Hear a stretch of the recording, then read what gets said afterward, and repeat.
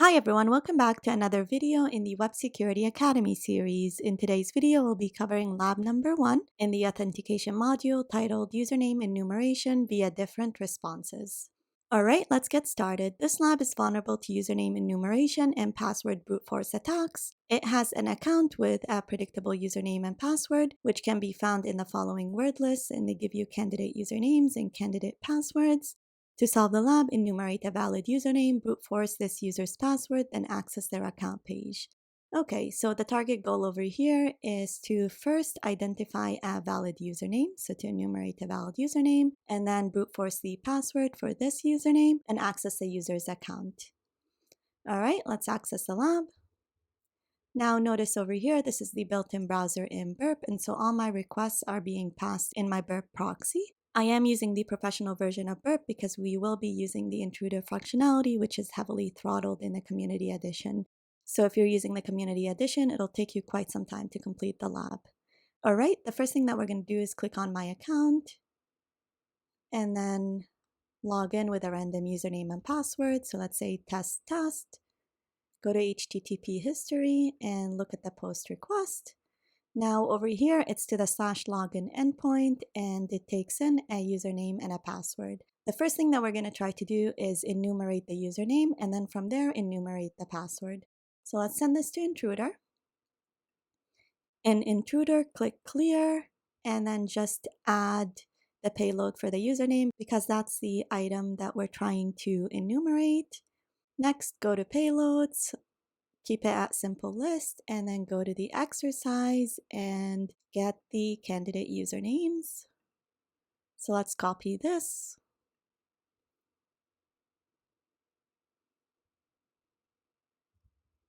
and paste it in here and then click on start attack. So what we're looking for is to see if we give it a valid username, if it responds in a different way than if it's an invalid username.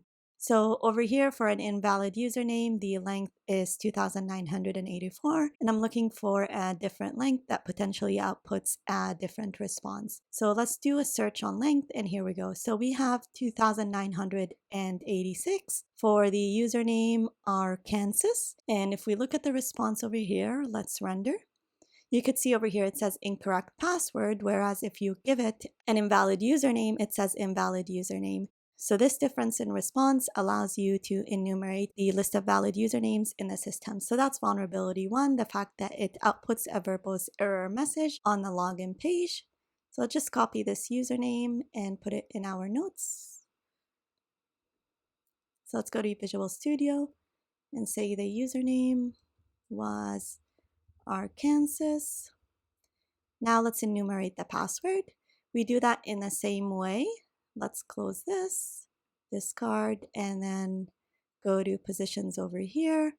I'm just going to send a new request to intruder, just in case I need this one later.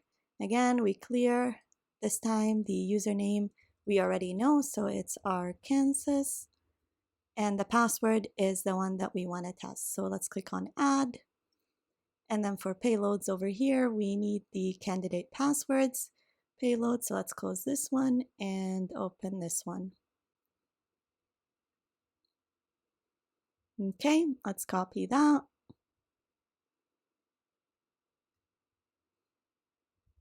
And then paste it in here.